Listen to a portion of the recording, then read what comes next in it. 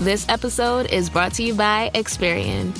Are you paying for subscriptions you don't use, but can't find the time or energy to cancel them?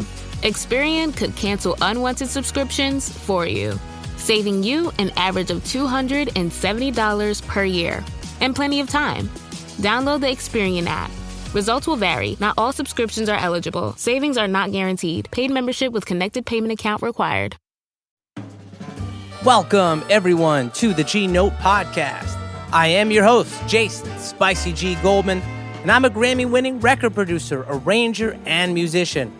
I've been a music professor at USC for over 22 years, and I am most known for writing and producing music for the iconic crooner Michael Bublé over the past 2 decades. This is a podcast for musicians who want advice and strategies on navigating the music industry. If you're not a musician but a music fan, I promise there is plenty in here for you as well. On this pod, we talk all things music. On today's pod, we are talking about how to be an effective teacher. Let's go.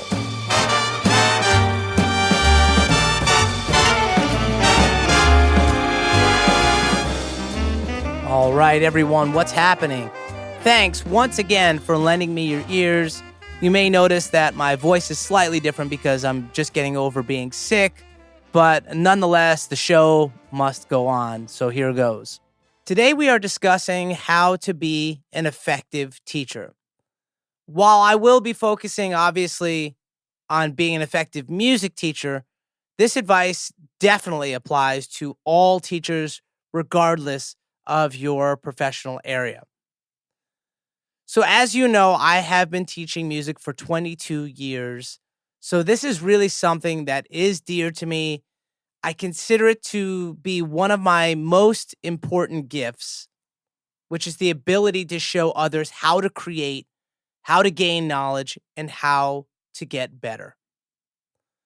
The most challenging part about being a teacher is that everyone learns differently. No one really learns the same way.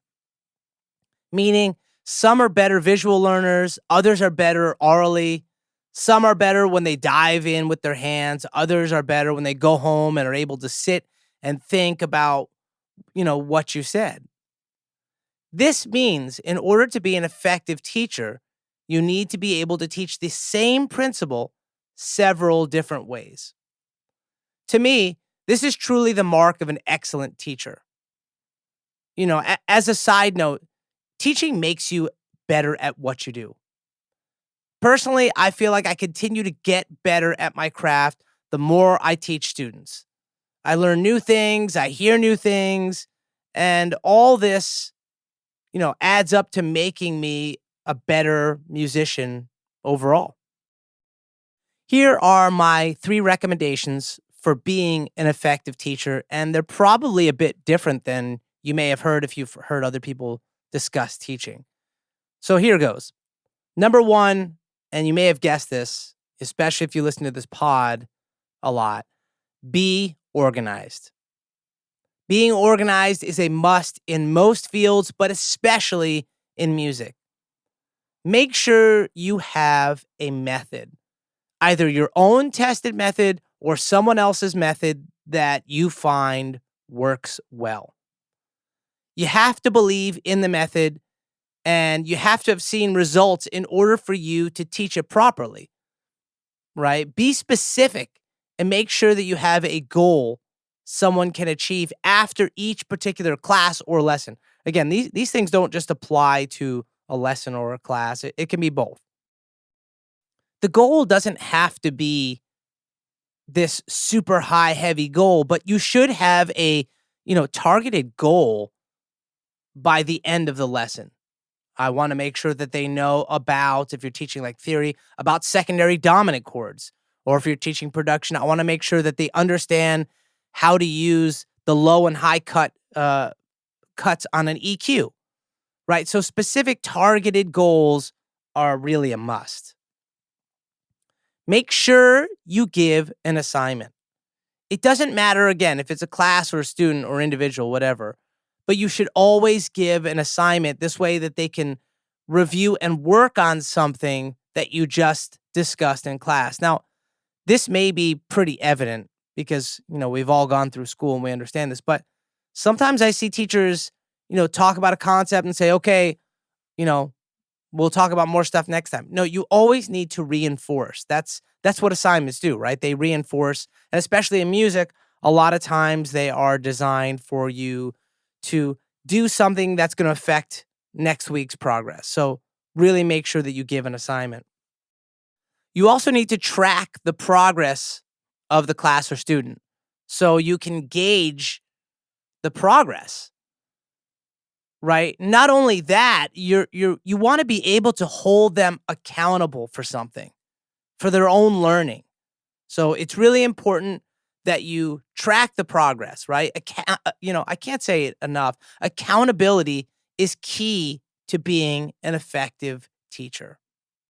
Okay, number 2, be honest. This is one of the recommendations, I find most people tend to overlook. If you don't give them an accurate account as to where they are, they will not get better quickly. I mean, I see it over and over again. And to be clear, I'm not saying to be mean or rude. I'm saying to be honest. And many students get these two things confused.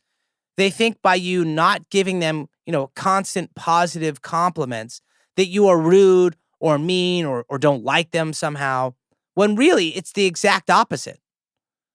I always try and include something positive about what the student did, that particular week, and then I follow it by what they need to work on. It's really important to learn how to give critiques to students or class without making them feel bad.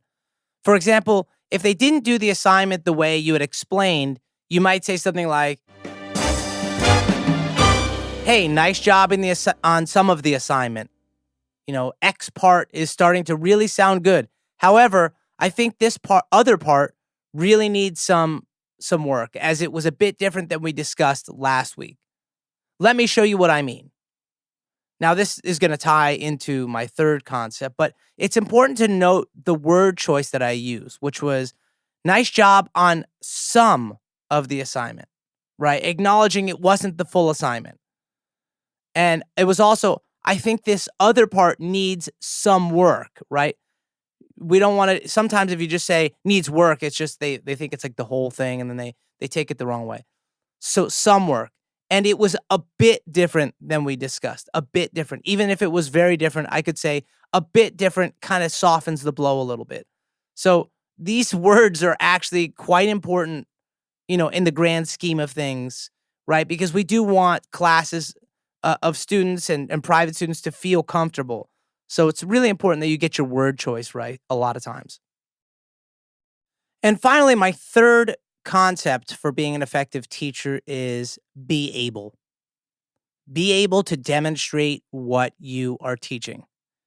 This can be tricky for some, but this is important for a lot of reasons. By you demonstrating, the concept, it shows how something is done and how to use it effectively. It also gives you the credibility in the student's eyes. And I know this sounds a bit weird, but we want to make sure the students do not doubt what we are doing. Once that happens, the teacher loses credibility and the students can begin to doubt what they are being taught. And that we never want to have happen, of course. And I actually see this more often than I should when I'm watching others teach. For example, if I'm teaching someone about how to record a guitar using audio production software, and while I'm demonstrating to the students, or trying to demonstrate to the students, it takes me kind of a long time to either set up the mics or I'm getting stuck with some of the software issues, like I can't find something in the software. Students begin to doubt if I'm effective at this particular concept I'm showing them, or even if I've actually done it before myself, believe it or not. This is why it's so important that you maintain a vibrant professional career while being a teacher. I know this can be difficult for some. I totally get it. If you're a high school band teacher and you're teaching marching band and your weeks are 50 to 60 hours plus, many times the last thing you want to do is hear or create more music. You just want silence, right? Marching band can be grueling. However, you still need to dedicate time to getting better at your craft, regardless of what you have going on in the week. Even if it's just maintaining what you currently have, you still need to dedicate time to making sure that you can at least maintain. By you having to demonstrate, it also makes you practice, thereby making you better. Another great way of demonstrating an idea is to play it for them from a reliable source, right? An album, a single, whatever. We should always have our students listening regardless. But this should not replace us as teachers demonstrating a concept. If you keep these 3 concepts in mind when you prepare to teach, a student or a class, you will definitely be one of the better teachers without a doubt. I wouldn't even have to second guess it. Students want knowledge, and the vast majority are dying for a great teacher. So remember, whether you ever plan to be a teacher or not, teaching tends to be a big part of a vibrant music career.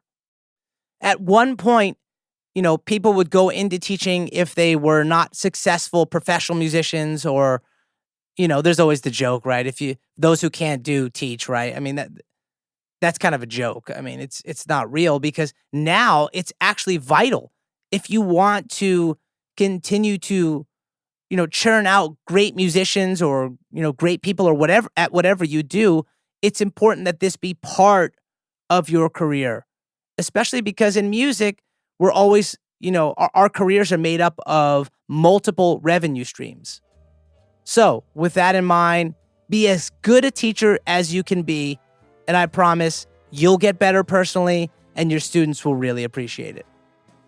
All right, folks, that's all the time we have for today.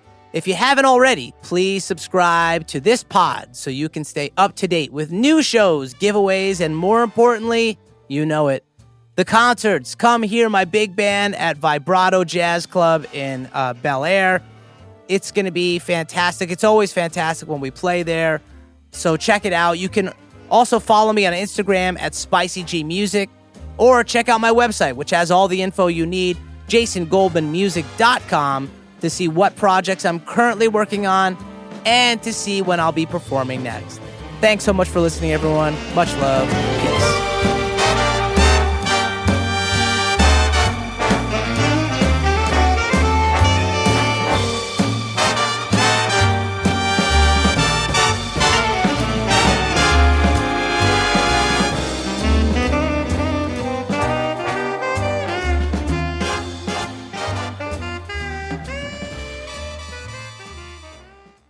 Waterproof Records are your unsinkable tunes from the past, present, and future. What's up, everyone? I'm Jacob Givens, the host of Waterproof Records podcast. So what exactly is a waterproof record? Let's go back in time for a moment to when you were a teenager, and it's the first time you heard an album that would change you forever. Whether you're a musician, and it was the reason you picked up an instrument and started a band, or if you're just a music lover, it's the album that made you who you are to this day. You'll tell people that your life wouldn't be the same without it. It changed your DNA. So join me on the podcast where I do deep dives on some of the most influential and important albums in my life. And other times I welcome guests on the show to talk about their musical journeys and what they consider to be their waterproof record. It's time to wax nostalgic with Waterproof Records with Jacob Givens.